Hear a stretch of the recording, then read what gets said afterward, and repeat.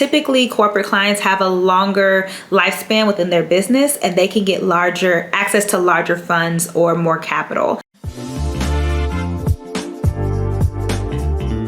What's going on, y'all? It's Vannesia, and I ain't even gonna apologize for why I haven't been here or say some excuse. We're just gonna hop into the video. But thanks so much for coming back to YouTube, and welcome to my YouTube channel. For those of you who I have not met, I am a marketing consultant, and I also have a full-time job working for a production company as a digital marketing manager. In my spare time, I also run my own creative agency, and I did that for we're gonna hit 7 this year, so it's really, really incredible. But one thing I love to do is to share information to help you level up and to get your business and your life together. So that's what we're gonna do today. Today's video is gonna be the start of a new series that I'm launching called the Client Series. So I get some questions about how to get a client, how to send an invoice, how to do a contract. So I'm gonna be breaking those things down in each video. It's gonna be super simple because the bag is out there to be gotten, okay? But we wanna make sure that you get yourself and not only get the bag, all right? So let's hop into this very first video on how to get your first client. Now, there's a couple different ways to go about this. A lot of people want a corporate client, and I consider a corporate client either a large company or a company that's a part of a larger conglomerate. So I came from the music industry. There's really only 3 major record labels that run the entertainment industry, and then there's all these smaller labels or subsidiary labels that feed into those big 3. And so that can be considered a corporate client in my eyes. Corporate clients are great because unlike small businesses who sometimes have a cash flow problem, typically corporate clients have a longer lifespan within their business and they can get access to larger funds or more capital. So that can be through funding, that can be through investments, that could be through grants.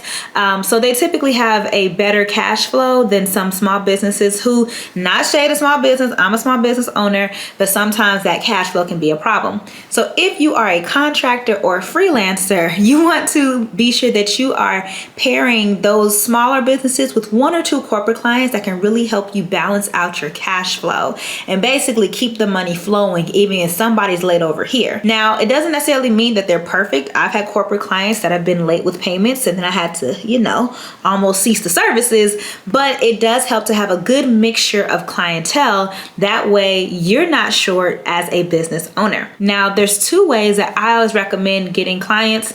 And the first one is to utilize your home court advantage. And that's what I always say. You want to tap your existing network.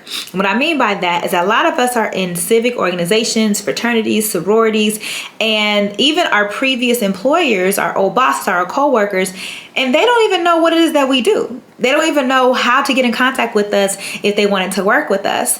And so you want to be able to even send an email out to say, hey, I'm open for business. I did that to my contacts as well as the people and organizations I'm a part of.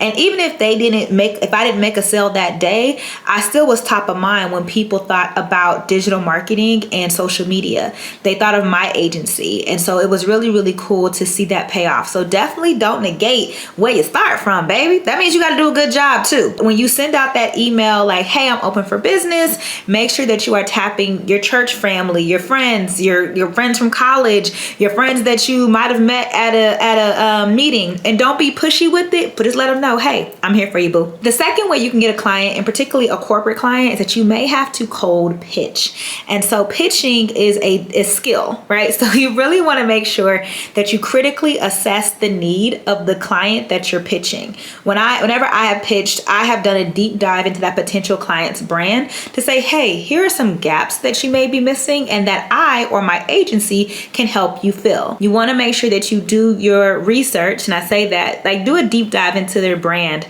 See if they're consistent on social media. See if they have an email presence. See if they have consistent podcast episodes or whatever the case is that you do. See if they need your help. I've seen people pitch graphics design services, web design services, video design services, because they're noticing certain things that people may need and they have a skill set to match that. You also want to make a pitch deck. You can go on canva.com and use one of their templates. It's super easy. There's a whole bunch of other websites. I think my first deck was on PowerPoint and Photoshop. So I was doing a little mix of designing and then plopping it in PowerPoint.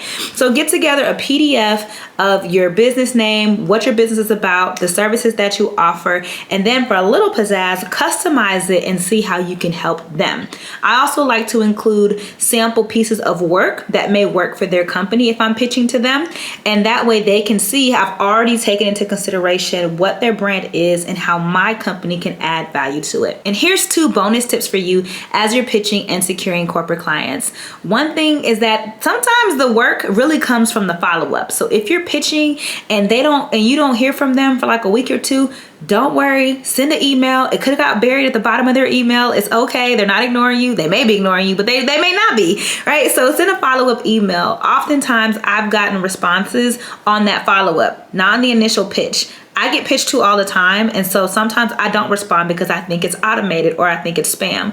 So you following up can show you're a real person. And the second tip is that you have to get testimonials. So let other people brag on how great you are. It's great to say I can do ABC 1, 2, 3, but a lot of people are looking for proof of concept. And if you don't have testimonials from existing clients, offer to do some free work, maybe once or twice, to get those testimonials that you need. And that way you can include them on your pitch deck and in your website. All right, y'all. So this is one of many videos called the Client Series. If you are interested in learning more about invoicing and all of that, you can keep going, or you can hop into my Get Your Business Together course. The link is going to be in the description box, and even sign up for our free emails. We send out monthly tips once a month to help you get your business together. Thanks so much for tuning in. I hope you have a fabulous rest of your week. And remember to always speak life. Peace.